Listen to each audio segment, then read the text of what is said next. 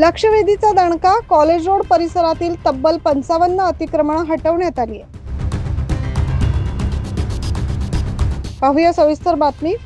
प्रशासकीय राजवटीत जणू काही शहराशी आपला संबंधच नाही अशा आविर्भावात असलेल्या महापालिकेच्या अधिकाऱ्यांना विधिमंडळाच्या पावसाळी अधिवेशनात उपस्थित झालेल्या लक्षवेधी सूचनेमुळे जोरदार दणका बसलाय।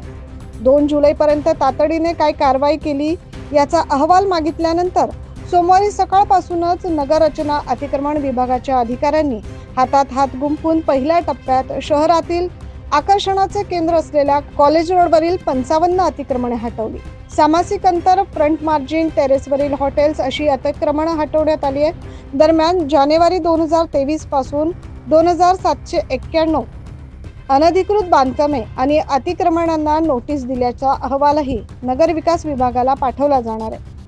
पुढील 2 ते 3 दिवसात अतिक्रमण मोहीम तीव्र केली जाणार आहे। शहरातील रस्ते, प्रमुख चौक, अतिक्रमण व अनधिकृत बांधकाम मुक्त करण्याची जबाबदारी महापालिकेच्या अतिक्रमण विभागाची असली तरी गेल्या काही वर्षांपासून सर्व काही दिसत असूनही डोळ्यावर पट्टी बांधण्याची भूमिका पालिकेने घेतली आहे।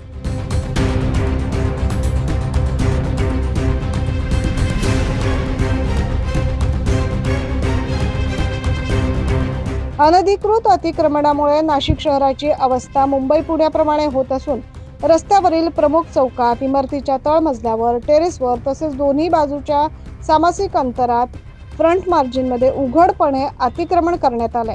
वारंवार पालिकेला सांगूनही कारवाई होत नसल्यामुळे या संदर्भात विधिमंडळ अधिवेशनात लक्षवेधी उपस्थित करण्यात आली।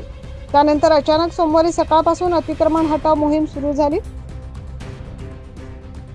Bureau report 9 news Maharashtra.